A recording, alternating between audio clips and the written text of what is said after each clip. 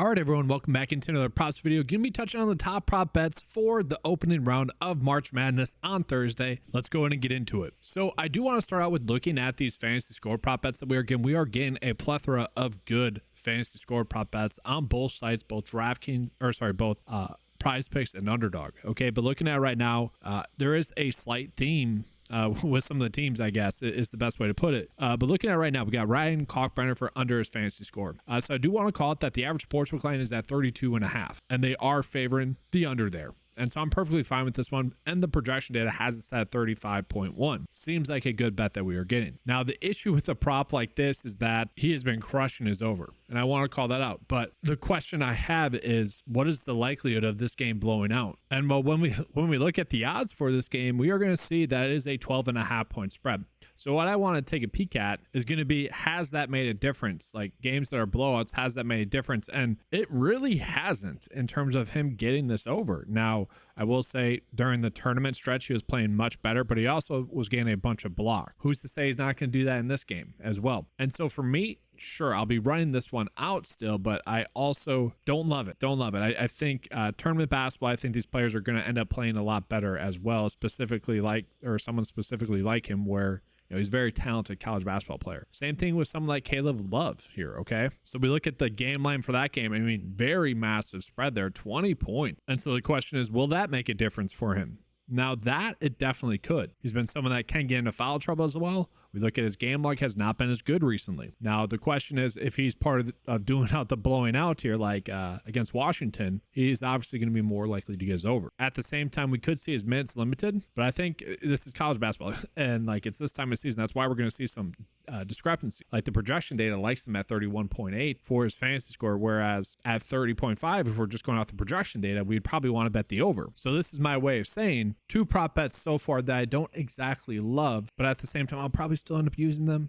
But it is kind of limited. But we move on into the next one, guys. We got DD Grant there. At least we're seeing somewhat of a consistent line here, but 27.4 is going to be the average sportsbook line. So that number is already over the 26.5. But the reason why the under is being favored is because it is heavily favored for the under at 27.4. Now, he's going to be someone that I'm really, really not familiar with at all, but we can see he's been very much hit or miss.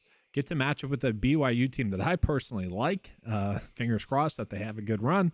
They seem like a fun team to cheer for. So does this team, though, as well, so for what that's worth. But DD Grant is going to be someone that is going to get some heavy minutes kind of regardless. Not really someone that gets into foul trouble as well. So a lot of his production is just going to depend on whether he's making some shots. And obviously, you would argue that in his conference play, it's going to be much easier matchup than BYU, who's a pretty decent defensive team. So again, I really don't like that for the first three props that are popping up the most, we are seeing some sort of reason as to why we shouldn't like them. At the same time, I mean, that's going to be prop betting, right? It's never going to be a lock and load. That's why I never like to use that word. For this one, it's that the average sportsbook line still has the line over the PrizePicks line. For Caleb Love, it's the fact that the projection data likes the over a little bit more at 30.5. And for this one, it's just looking at it, I think Ryan Kalkbrenner has a great chance to get multiple blocks in that game. So I don't know if I exactly want to bet the under there, even though both data points are telling us to bet the under. So from there, we got the Illinois player Shannon Jr. And so this is another situation of, I already know that this game is projected to be a blowout, which when looking at it is very twofold. Like one, how many minutes will he get out in a blowout? Will he be part of the blowout?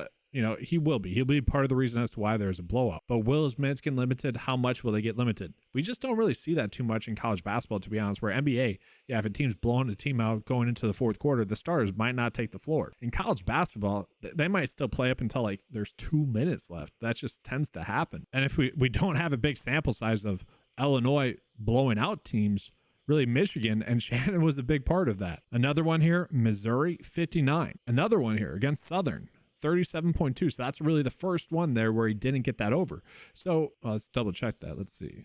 Now you probably still got the over there. So yeah, that's my long way of saying, like, I really only like this first one, or this one, DD Grant for under fantasy score, where I could kind of poke holes in the rest of them. So from there, we are getting some other good prop bets here for PrizePicks. We're getting some assist props, some rebounds and assist props, and just some good EV bets. And I know a lot of people like these good EV bets. So real quickly, let's just go ahead and take the fantasy score prop bets out, and I'll talk through some of the other fantasy score ones as well. I think they're going to be a little bit easier to dive into, but I did want to start out with those first four and kind of really dive into those because kind of could poke holes in all of them, right? So we are getting some decent EV bets here when we take out the fantasy score prop bets. So we got Larson for over assist 3.5, or you could run out over his rebounds and assist at 7.5. Both the projection data for both those is agreeing with the over, and the average sportsbook line is telling us to bet the over. I'm a little bit surprised that that line is still there. So that is a pretty good one that we are getting. Another one, DQ Cole. We are seeing that Underdog has already bumped us down to 6 because it is a good EV bet for the under 6.5 rebounds and assists. Seemingly a good prop bet for us to use, right? It's just PrizePicks has been leaving some of these lines out there, and I'm like, are they trying to trap us in there? Like this one from Jackson has been there for 2 days now at 12.5. The projection data likes the under. The average sportsbook line is telling us to bet the under. 53% likelihood for him to get under 12.3. You know, you bump that line up to 12.5, and it's a 54% edge for us for the under there. Underdog has already bumped it up as a result, or bumped it down as a result as well. So that seems like a good prop bet that we are getting. So from there, we also have Ryan Nembhard for over rebounds and assists. Now this one I see being valued as more of a push. Do you need to use this one? No. If you want to, you know, he's obviously got a little bit of name value for college basketball, for March Madness. You could use that. I wouldn't talk you out of it. From there, we are getting some more decent prop bets. Now I want to call it this one. The projection data doesn't like the over. You know, take that for what it's worth. Still a good EV bet. We have another one, BJ Mack for under his points at 13. Both sites have already bumped this one down because at 13.5 it had a 55, almost 56% likelihood for the under to hit, but still at that line, it still has about a 54% chance for the under to hit, and the projection data likes the under there as well. So worth calling out. Another one, guy, Reed Shepard for over points at 12.5. Underdog has already bumped this up. The projection data likes the over as well. So we are getting a decent amount of edges. So I think I'm going to do 2 bets of the day for PrizePicks. One that's just going to be pure prop betting without fantasy score, and then one with fantasy score. Now I do want to jump back into the fantasy score prop bets, but I do want to call this out. I am somewhat waiting on Underdog to release some of their fantasy score lines as well, just so that we can better compare the other lines that we are getting. And I want to call it that a lot of the lines are favoring the unders here, which I don't exactly love. It's one of the weird things that has happened this season in college basketball is that for whatever reason, the sports books do not value these lines the same as PrizePicks or Underdog. To me, I write that up as, especially during tournament basketball right now, where it's been more like this. I think PrizePicks and Underdog are just valuing steals and blocks a little bit more than what Vegas can really do. You know, there's some lines in there, like blocks and steals, where they're just tougher to project at this time of year. And so that could be part of the reason as to why. So really what I'm looking at for a lot of these fantasy score prop bets is where the data points all say the same message, like Tulu Smith here, but this one only has about a 53% likelihood to hit. So really the next one that I think is worth calling out is actually this over bet. Like this kind of stands out to me that it could be a good prop bet for us. So we got Gilbert for over his fantasy score. So we can see the line, the average sportsbook line would be about a 53% likelihood for him to get over, about 28 for a fantasy score. The projection data really likes him to get the over as well. And so when we look at his lines, we can see the last 3 games, again, tournament basketball, he's been able to get the overs. So I think I'm going to be okay with this one. Now, SDSU, decent defensive team, but it really hasn't mattered too much. Sorry, SDSU, they're not playing.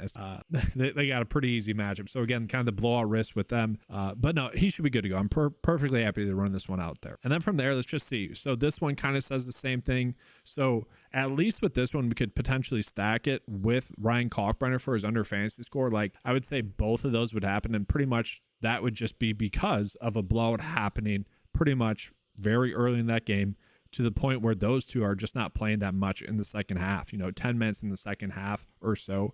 They're still going to play heavy minutes, don't get me wrong, but like that would be the reason why we would see both of those not hit. So I'd be more inclined to do that. Then we look at some of these other ones as well. Like for Babcock, we are at least seeing the same message. The average sportsbook line has it at 30. The projection data also has it at 30. So at 32.5, probably a little bit too high. And then Ryan Nembhard as well, exact same thing, where at least the data points are telling us the exact same messages there. Now, the concern with Ryan Nembhard is that he has been crushing this over as well. So not exactly one that I feel like I need to go out of my way to target. Now, a lot of people are saying that Gonzaga was overseeded, that they could get upset. If you guys are one of those people, this bet would correlate pretty well with that take. Now, this one I'm on the fence on because a lot of his production is going to be baked on blocks and steals. Going against Wagner, again, another team that probably they should be able to blow out. And so I am more inclined to bet the under here, but I wouldn't say that you guys have to.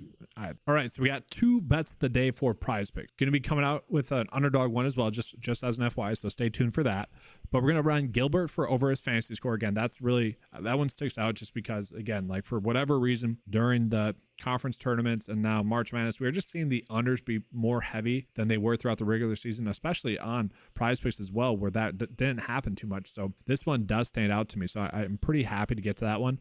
And then DD Grant, that's the one where I decently feel confident, especially given the matchup with BYU. So perfectly fine with those. Now, I will say during the regular season, the fantasy score prop bets were our go-to. That's why we're up 100 plus units on the year. But I do think we have seen a shift now where honestly, I think PrizePicks and Underdog, just given the fact that we aren't seeing those big prop line differences, they figured out that they couldn't be just tossing out fantasy score prop bet lines. They need to be more accurate with that. So I do think we have slightly lost an edge with that. But because of that, we are seeing that these normal props have been hitting much more frequently. And I think that's just kind of the sacrifice that they've made.